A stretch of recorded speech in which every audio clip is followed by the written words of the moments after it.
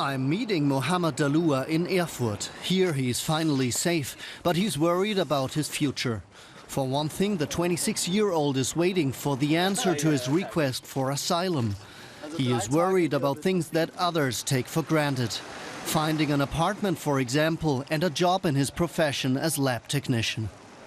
I'm happy that I arrived in Germany safe and sound.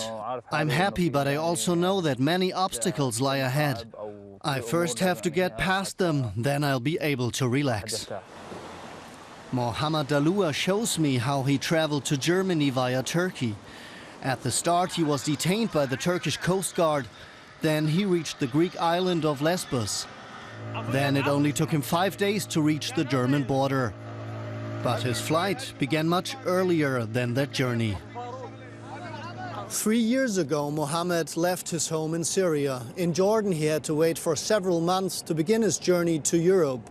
We met him for the first time when he left the country. We joined him when he had to say goodbye to his family.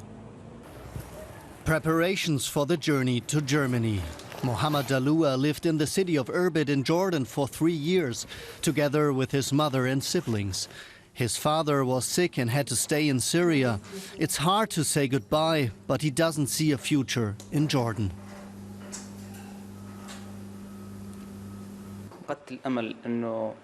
I have completely given up hope of ever returning to Syria. There's a lot of pressure on us young people, which is hard to bear. And it not only affects my work, it affects my private life as well.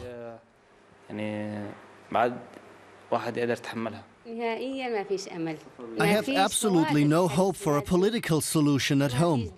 There's only bombs, death and destruction there.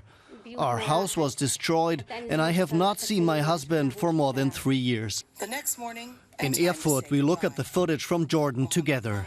At that time, he was full of hope, but now he is plagued by a guilty conscience.